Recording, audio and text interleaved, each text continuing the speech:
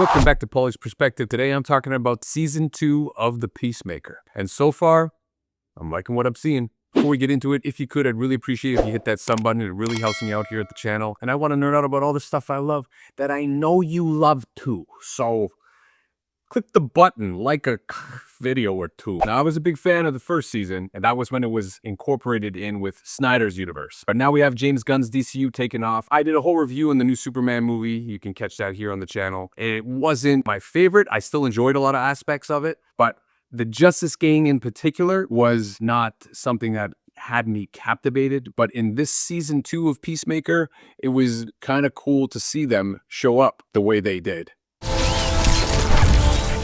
Late, you fucking dickheads. I find it kind of funny and kind of cool that they just pretended that didn't happen, and what we're seeing now is canon to the new DCU, and they actually reshot it to star the Justice Gang. Hawk Girl, Guy Gardner, Mr. Terrific, and you see David Cornsweat's silhouette Superman floating above them. I'm happy they kind of redid that for us, and that's where we're starting from. Certain things have been kept canon, like the story from before, the butterfly story, and now we enter this new season with a fresh take on what has happened and what we need to be focusing on. Now, even though I wasn't the biggest fan of some of the cheesy, cringy moments in the Superman movie, I do like what James Gunn is doing with this Peacemaker show because it's crude humor. It's rated R, it's not for kids. Definitely not for kids. But that kind of banter is very funny to me. It's more relatable because it's adult humor, and obviously the goriness and the action, it doesn't hold back. So it's very enjoyable and funny to watch, and it's still in the same vein as The Boys, which is another show I love. So that kind of situation makes me a little bit more hopeful for what James Gunn can do in this new DCU, and that it won't all be this cringy, cheesy stuff that I felt the new Superman movie really had too much of. Kind of makes me excited to see what he does with his Batman Brave and the Bold, and to see what kind of Batman we get. He said it won't be a campy or funny Batman, so it should be in a very serious tone and dark and probably a little bit more fantastical, but I'm okay with that as long as it's rooted in non-cringy cheesiness. Going back to the Justice Gang, I love the scene in the first episode of Peacemaker going to audition for the Justice Gang. Hey, it's really nice to meet you. Guy, great to see you again. It's hilarious that they don't think that he can hear what they're saying. This guy sucks. Excuse me? This is gonna sound weird, but am I supposed to be able to hear you guys? It just makes for a very funny scene, and I thought had a lot of charm and was a good way to kind of kick off this new season. Just now you were all talking about your butts and stuff? I thought that they were pretty lame in the Superman movie. Guy Gardner had some funny bits, and I liked that. But the Hawk Girl, I still don't know or care who or what she does, but her very nonchalant, lackadaisical banter between her and Guy Gardner was great. My butt's been getting really big lately, so. My butt's not big enough. Honestly, when I'm naked, it's just like a line. Ew. It really made me actually enjoy their performances, and I'm actually excited to see more of them. John Cena doesn't disappoint in this for me. I actually think he's very funny. He's got a lot of charm. His comedic timing is great, and I enjoy watching him in this role. I think it's really interesting to be exploring this dimension realm. He's found this realm where his brother is still alive, and he and his father and his brother are a famous superhero trio. You see all those news clippings on the wall of the successes that they've had together, and to kind of see that emotion from John Cena especially, I don't think it's cheesy at all. I actually think it works very, very well. And I love that scene where he's actually able to interact with his father and his brother again. I love you. Love you. Love you too, buddy.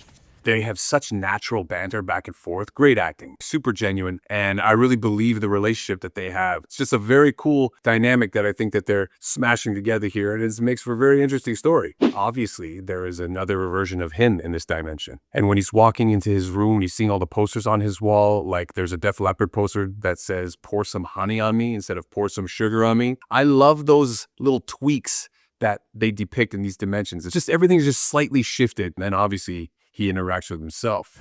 Who the fuck are you? I can explain. And that fight between them is cool. And in the end, he ends up killing himself.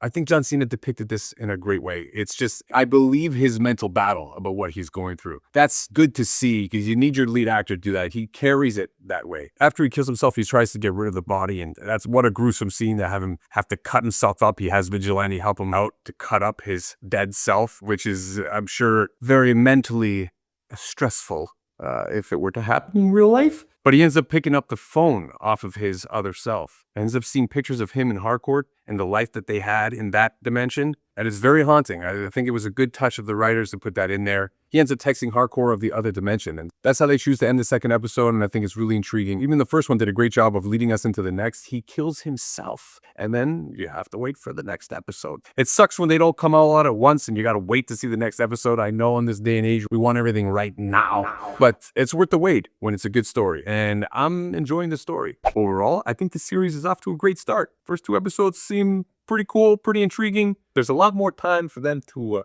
fuck it up, but hopefully they don't, which would be great. This has been PAULY'S Perspective. I am going to be covering much more of each episode that comes out for the new season of Peacemaker, and I'd love to hear your thoughts about the series. Are you happy that the Justice Gang is going to be more involved with what's going on with Peacemaker? Are you excited to see how they work Peacemaker and his storyline into the overall DCU, or do you not care? That's cool too. But I appreciate you subscribing and liking this video and interacting with me. I'm always up for a debate. I appreciate all the comments, even the ones that don't agree with me, because this is a perspective thing. It's my perspective and yours perspective. Let's talk about perspectives. Thanks for nerding out with me, and thanks for watching. I'll see you in the next one.